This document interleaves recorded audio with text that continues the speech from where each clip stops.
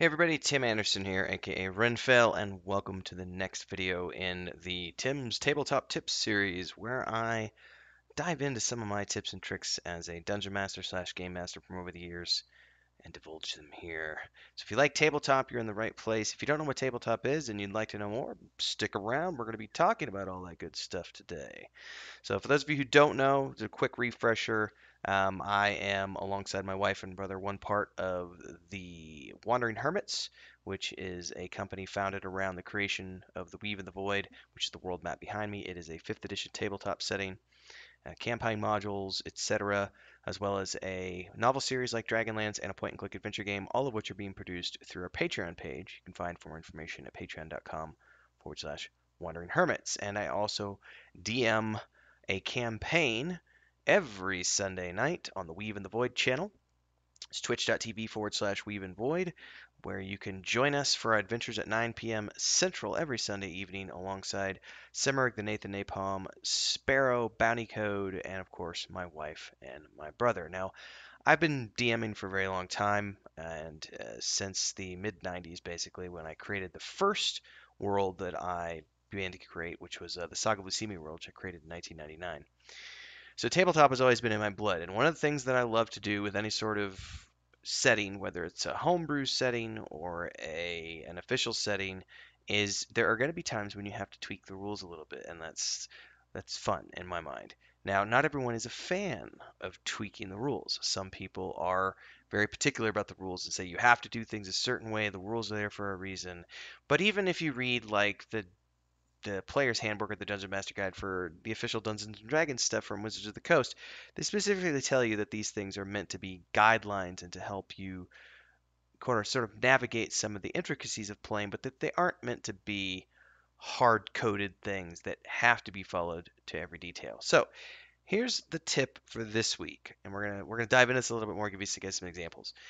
Um, if you are ever in a situation where the player characters are overcoming your content, whatever that content might be, if they are just walking in and trampling all over it, there's a couple of things that could have happened. One is which your party just might be a little too OP because of too many people in the party, or they might have made decisions that you didn't anticipate, or you could have just and this is not a bad thing, this happens to everybody, you might just not have planned the encounter out enough and added enough enemies or made things sufficiently challenging enough. That's an easy fix. It's really, really easy. So I'll give you an example. Most recently, since we've been playing the Lost Mine of Phandelver, an official D&D campaign on Sunday nights, we came into a situation where our players and the groups that we have set up is a little OP for some of the content that we've been encountering that's a part of the official campaign. Specifically, I'm referring to the encounters that have already been set up within the campaign book. Not all of them. If you watch the most recent video from this past Sunday, session 13, the bugbear encounters were quite difficult, and the flame skull encounter dropped the wizard or the sorcerer, I should say, bounty code sorcerer, and almost came to a party wipe, but they did manage to succeed. So they had some difficult encounters, but I know there was one comment made because they were like, "Wait, what? Ghouls get 2 attacks?" Well, technically, there's nothing nothing in the guidebook or the player's handbook or anything that says that ghouls get 2 attacks like I've been doing. And the reason for that is because I want to make things a little more challenging for the party. Now, the flip side of that is I'm not overwhelming them with random encounters, which is something you could do on the flip side instead of beefing up encounters. But the tip here is that if you're starting to find that your characters are overwhelming the content that you've created, you can always just add a 1 in front of the hit point value, or just have the characters, the enemies, get an additional attack per round. You can also throw in a special attack in there if you want to. Just come up with something off the cuff, like say, oh, he hits you with his longsword and then he pulls a flask out of his pocket and chucks it in your face, and now you have to save versus poison or take 2d12 poison damage. Make something up. Excuse me. You don't want to kill the characters, obviously. At least I don't like to kill the characters. I will knock them unconscious, obviously, but I don't ever do permadeath. That's a really good video. I'm gonna do a video on permadeath next. Actually, let me write that down so I don't forget. Um, permadeath. Um, In any case, adding a 1 to the hit point value is a great way to tweak those encounters, but giving them an extra attack I find is something that can often sort of even out the balance on the fly if you've found out that the encounters are a little too weak.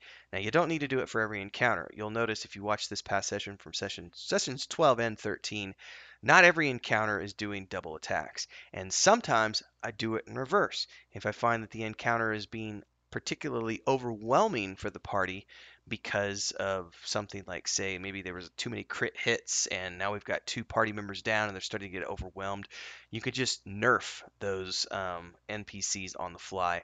And if they maybe got 2 attacks per round previously, only give them 1 attack the next round. There's lots of ways to tweak this.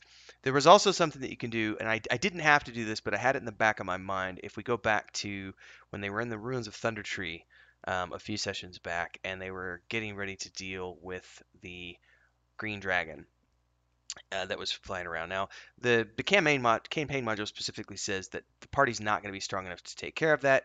The intent is to get it to half hit points or whatever and make it run away.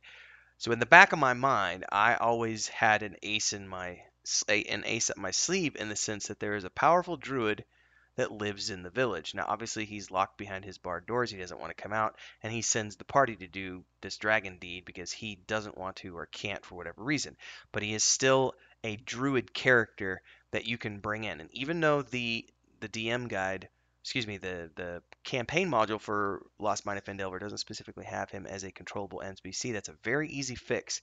So in the back of my mind, I was thinking if this dragon gets to the point where it's overwhelming the party and we're gonna have a party wipe, then as the party is falling unconscious, but before they're eaten alive by the dragon, the druid's gonna come in and he's gonna save the day because they did sufficient damage to the dragon so that he could come in and do a spell or two and then sufficiently finish off the dragon to force the dragon to flee. Then he can heal the party members, take them back to his place, and revive them from there. So there's always this thing of needing to have in the back of your mind little ways that you can deal with the difficulty of a given encounter. If it's too easy, then you can just add extra attacks or add extra hit points to the mobs or give them a very special ability or some flasks of oil or something that make them a little tougher. And if things are looking too tough, you can always nerf the encounter, make things a little bit easier, or bring an NPC in out of the blue who's some random hero who happened to be nearby and can magically rescue the party. That's my tip of the day. Hopefully you enjoyed it. If you like tabletop like I do and you want to know more about the world that I'm building with my wife and my brother, the world of the Weave and the Void, which is the map behind me, don't forget you can check out our Patreon page, patreon.com/wandering hermits. Our tabletop books are due out Q2 of 2022. So they're just around the corner. You can pre-order them through our Patreon page. You can also there's a whole bunch of tiers there. Go check it out. There's the book chapters that come out every week. Not every week, sorry, twice a month. There's all the updates for the book stuff. We've been working on this since March of 2021. There's the point and click game. There's a free demo you can download of that. More information over there on the Patreon page. And don't forget Discord down below. And hopefully everybody will stick around for the next tabletop tips with Tim's tabletop tips. One of these days we'll figure out what the title of this is going to be. Thanks everybody. See you next time.